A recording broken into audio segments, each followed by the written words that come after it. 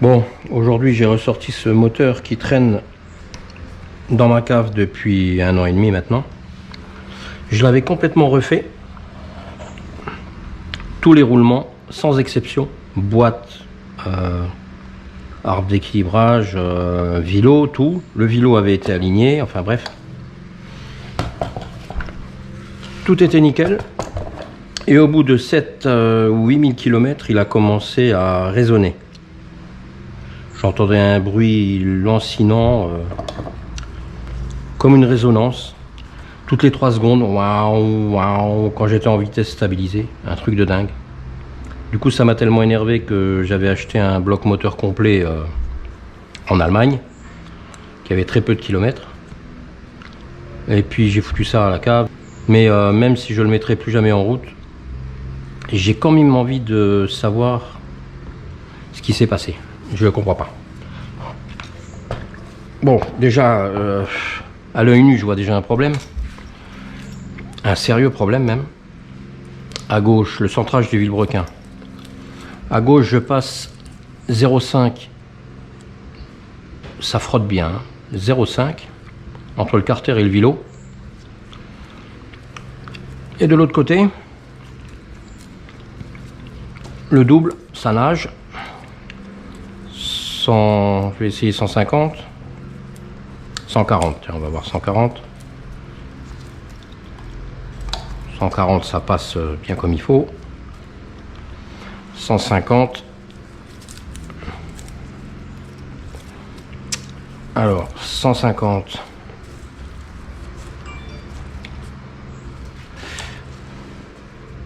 Ah, 150. Il passe pas. Ok, 150 passe pas. Par contre, le 140 est passé.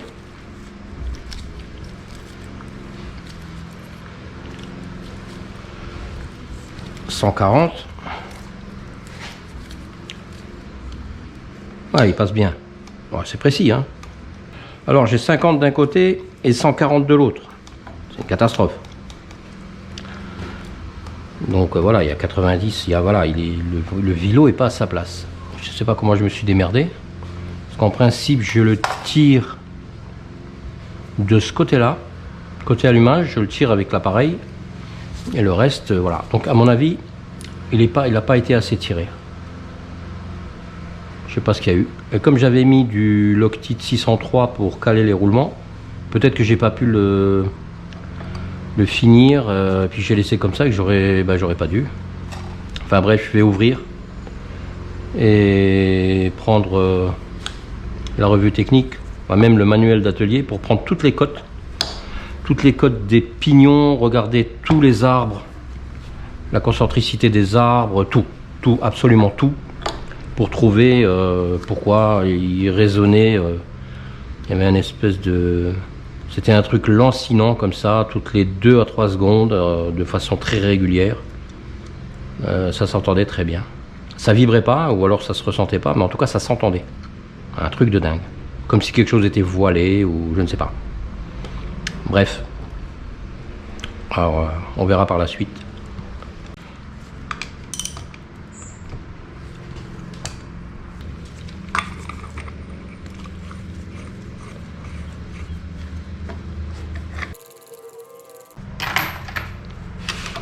Ok.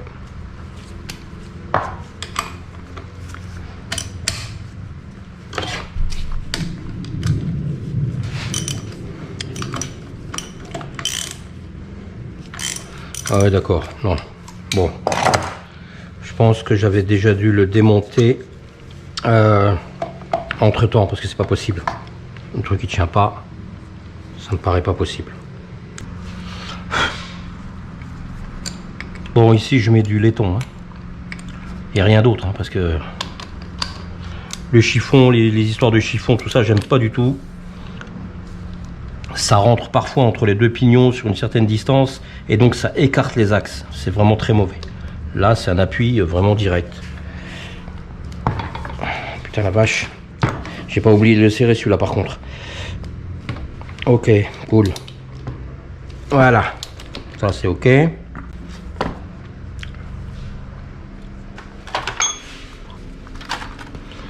Maintenant, la fameuse douille à la con là.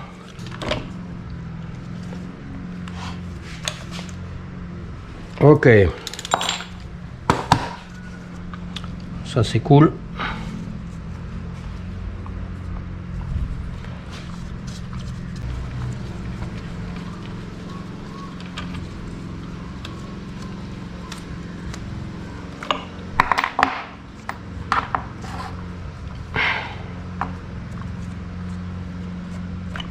Voilà, ça sort tout seul. Ça c'est bien. Très très bien.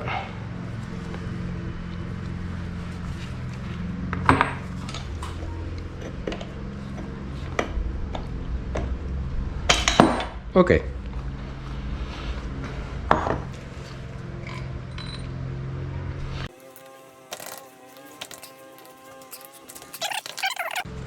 Et attention parce qu'elle passe pas. C'est les mêmes filetages, mais ici, ça prend beaucoup plus de place qu'ici. Ici, ils sont creux, beaucoup plus plats. Donc il faut bien les monter ici, sinon le pignon touche. Ok.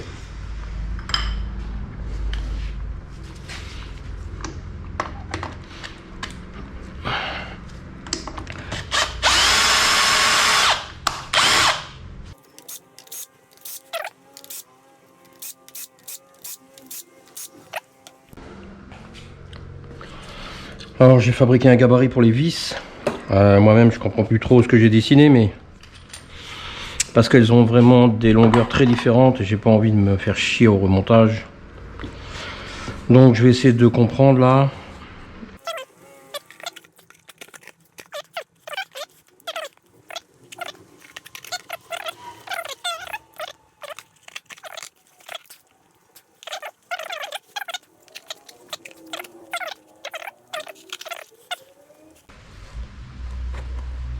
Ouais, bon, ça va bien comme ça.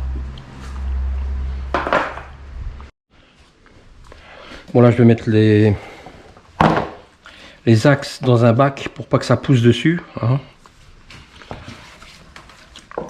Voilà, comme ça le carter il est bien horizontal.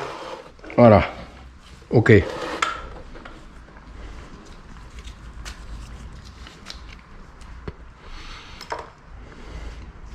Alors là, l'appareil pour écarter les carters sans le faire à la one again. Hein.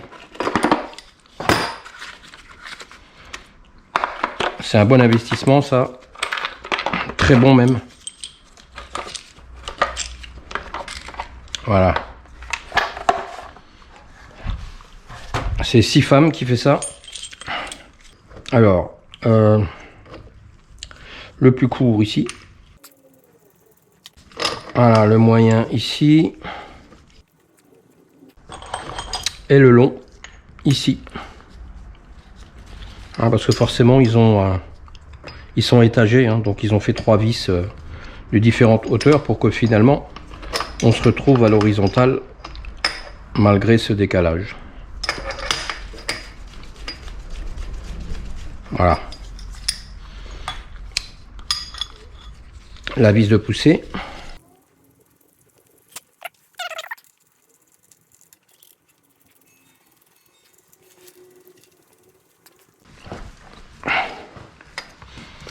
Alors, il faut qu'ils soient serrés tous le mieux possible, hein, à la même hauteur, quoi, parce que sinon, il y a un décalage. Celui-là est un peu dur. Ouais. Pas grave. Voilà. Ok. Maintenant, la pointe de la vis sur le vilebrequin. Alors, ça tire autour du vilebrequin, mais ici, il faut que ça se décolle aussi. Donc, il va falloir tapoter avec un maillet.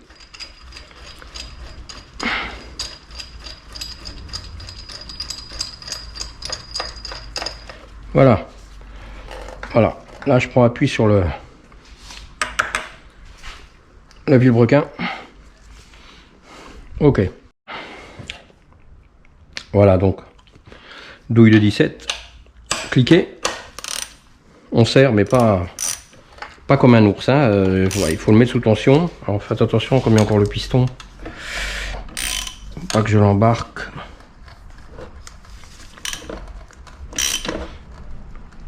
Voilà, là le carter subit une pression. Il ne faut pas aller plus loin parce qu'il est collé. Il est collé donc.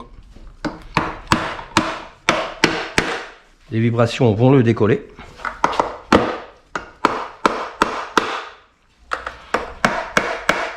Il y a aussi l'histoire du roulement hein, qui va devoir se décoller.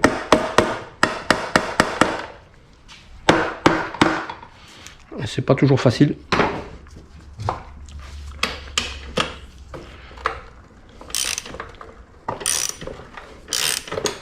Voilà, quelque chose qui est venu là. Ouais, voilà. Là, il commence à se décoller. Bah, il s'est décollé partout. C'est parfait. Alors, si vous sentez que ça force, attention, hein, et ça arrive qu'on oublie une vis. Hein. Là, c'est très dangereux. Hein. Vous fissurez le carter comme une merde. Hein. Voilà, donc on continue à serrer.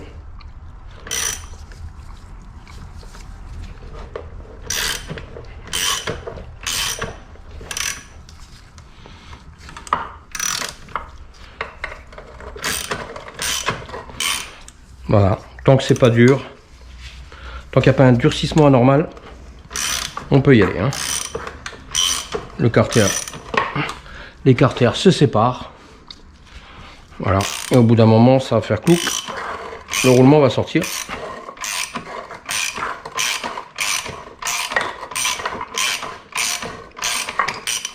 Voilà, là ça tombe dans le vide. Donc le roulement est sorti.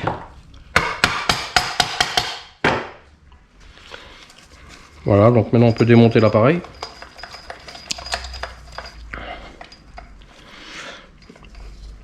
Alors attention parce que en ouvrant là, vous avez directement accès à la boîte de vitesse. C'est quand même une belle salade de pignons avec des rondelles. Attention, hein. Si vous n'avez jamais démonté, faites des photos et tout le bazar. Hein. Moi je le connais quasiment par cœur, mais je vous conseille vivement de faire des photos. Il n'y en aura jamais trop.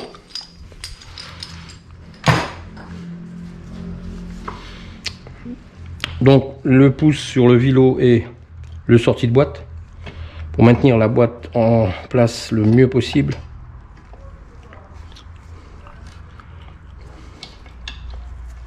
Là, les fourchettes elles viennent avec. Donc déjà ça va être une belle salade. Ouais, un axe de fourchette qui veut pas. Attention, un axe de fourchette, il va tout tirer la boîte vers l'extérieur. Il va nous faire une salade de pignons. Tiens, il y a une rondelle qui vient de tomber. Tu vois? Bon, ça c'est la rondelle qui vient là.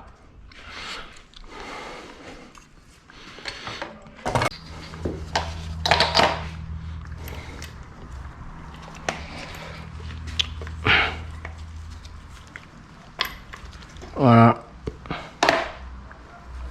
Fourchette 4C. Ok, allez, maintenant on va sortir la boîte. Faudra que je mesure tout ça. Bon, déjà il y a un pignon qui est malade là, c'est sûr et certain. Celui-là il est mort. Il y a un pignon qui est mort là. Putain, c'est lequel? Ah ouais, il est malade celui-là. Bon, stop. Bon, alors j'ai un début de réponse pour mon problème. La réponse, elle est là. Le pignon là, il est mort. Il est tout bouffé. Ça accroche au gant. Celui-là, il est mort. Je sais pas quel pignon. Je ne sais pas de quel pignon il s'agit. Mais il est mort. C'est peut-être le pignon de 6, on sait rien. Je vais vérifier sur la vue éclatée. Celui-là aussi. Oui, ben oui, forcément, puisqu'ils travaillent ensemble. Hein. le cas échéant. Ouais, donc ces deux pignons là sont malades, mais celui-là en particulier, il est mort. Ceux-là ça va. Ça a l'air de... Ces deux pignons là sont morts. Voilà, donc bon.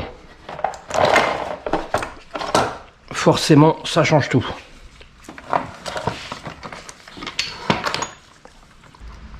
Voilà. Il y a ça, ce pignon. Ce pignon est mort.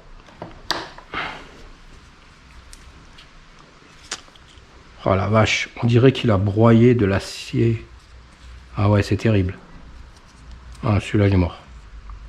Voilà, celui-là, il est mort. Ouais, il accroche partout. Il est mort. Ok. Bon.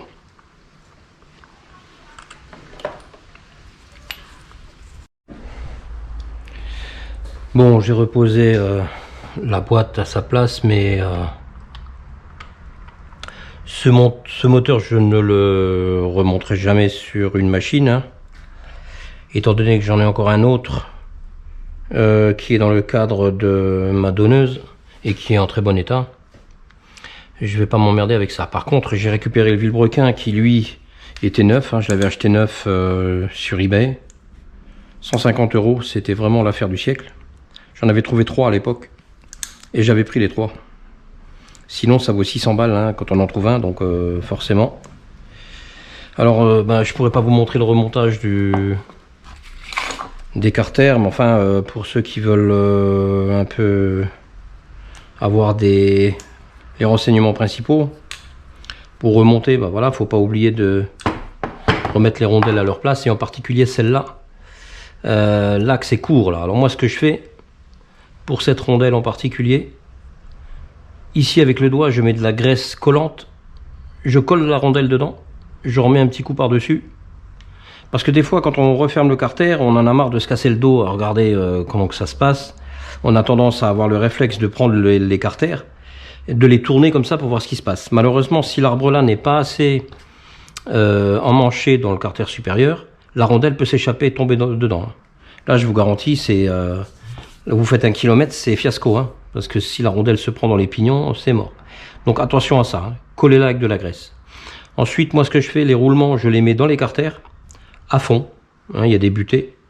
Donc les roulements 2 heures au congélateur dans un sachet en plastique. Alors là, quand on extrait, forcément le roulement reste sur le vilo, mais voilà, il faut les mettre là-dedans. Le côté qu'il faut tirer avec l'appareil, c'est le côté allumage, ici. Vous présentez le vilo, il y a un outil Busetti qui est pas mal, qui se positionne ici. Vous vissez, ça tire le vilo dans le roulement. Vous tirez à fond. Et cette partie-là, par contre, elle va rentrer toute seule là-dedans. Enfin, toute seule, oui, il n'y a pas besoin de forcer. Mais surtout, c'est celui-là qu'il faut tirer. Voilà, c'est le vilo qu'il faut tirer du côté allumage. Pour refermer, jamais de maillet, jamais de marteau, rien du tout. Ça se ferme tout seul avec les 2 pouces. Hein, vous pincez comme ça de chaque côté, vous équilibrez vos poussées. Vous fermez comme ça, vous tapotez un peu avec la main, etc. Si ça ne rentre pas, c'est que ça ne doit pas rentrer. C'est que ça, c'est pas en face. Ou alors ici, les centreurs sont pas en face. Voilà, ça doit rentrer avec les 2 pouces. À la fin, il vous reste 1 mm, ça c'est pas grave. Vous mettez 2 vis. Vous mettez 2 vis n'importe où. Et vous testez toutes les vitesses. Il faut absolument remonter de l'autre côté, là, le sélecteur, et vous testez toutes les vitesses. Hein. Le point mort se situe ici. Voilà, donc au point mort, ça se vérifie. Vous pouvez tenir cet axe-là et tourner l'autre. Ouais. Alors ça, si ça bouge un peu, tenez-le bien perpendiculaire. Voilà. Là, vous êtes au point mort puisque l'autre axe ne tourne pas. Bien. Voilà, mais bon, je le remonterai pas. Hein. Celui-là, il est mort. Ça me fera de la pièce, hein, au cas où, parce qu'il y a quand même pas mal de pièces là-dessus. Hein.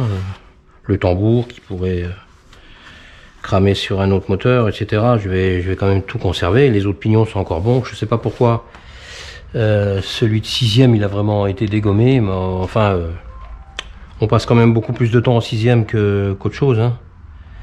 Donc oui, c'est un peu normal que l'usure se soit faite là, quoi.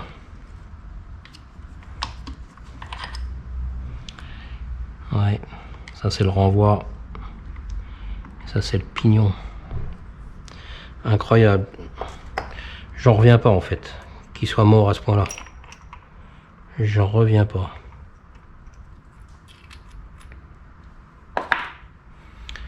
Ah ouais, putain, la vache, il est creusé ici. C'est un truc de dingue. Les dents sont même plus droites là. Pouah.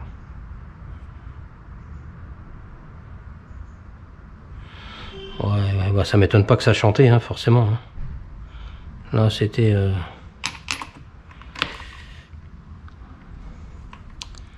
Ouais, terrible. Hein. Bon, bah voilà. Hein. Les autres, ça va, hein. Ils sont même pas creusés, rien. Pignon de 6, il est malade. Hein. Truc de dingue. Putain, la prochaine fois que j'ouvre celui qui est en route, là, je vais surveiller ça. Je me demande même si je vais pas essayer de commander un pignon et un renvoi de 6, parce qu'après tout, c'est vrai que c'est eux qui tournent le plus. Hein. Donc, oui. Hein. Bon, ben, fin de la discussion. Hein. Bon, je vais refermer pour que les pièces restent ensemble. Hein.